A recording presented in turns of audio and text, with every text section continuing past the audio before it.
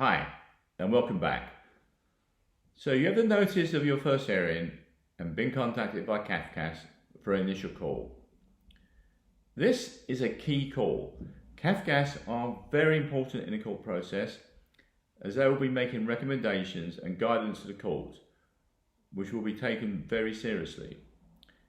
Cafcass will provide a safeguarding letter to the court, which will highlight any safeguarding concerns for the children and make recommendations on what the next step should be, including interim contact arrangements. That is, what the contact should be between the first and the second hearings.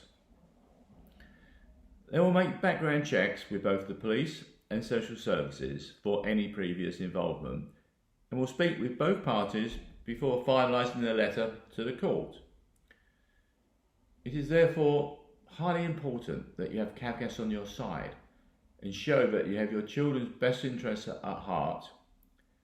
Therefore, how you approach this call is therefore pretty important. There are a number of ways of approaching this call, and unfortunately, many take the totally wrong approach and get off to a poor start with Cafcass, which is not advisable. You can take an approach whereby you tell Cafcass that your ex is denying all contact and it's your parental right to see your children. This is mistake number one, which you really want to avoid. It's not your right to see your children. In fact, it's your children's right to see you. You can start making allegations and mudslinging against your ex, which again is not advisable. If Cafcass hear this time and time again and do not take kindly to it. They view this as very bad parenting. They're really not interested in the conflict and squabbling between the parties, as they say it all too often, and they view this as emotionally harmful to your children. Of course, there may be important points and abuse which affect the safety and well-being of your children, and this is very important. I'm not saying you should not discuss this, however, be very careful about the general mudslinging and criticism of your ex's parenting style that so many parents make and do. You can also tell Cafcass what you want and what the arrangement should be for contact. Again, not the best approach.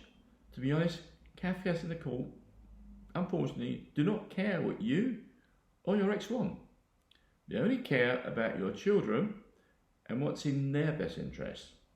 They do, however, believe it's in your children's interest to have regular contact and a good relationship with both parents, as long as it's safe to do so. I found that it helps if you treat Cafcass with respect that they deserve. They are the professionals in this matter and the advisors to the court.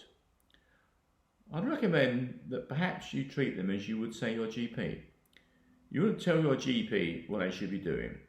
You're asking for their help, their assistance, their support, and recommendations to your problem.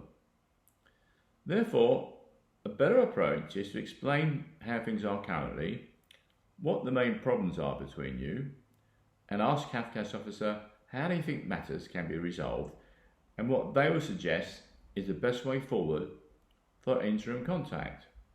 Everyone prefers to be asked rather than being told, and that will help.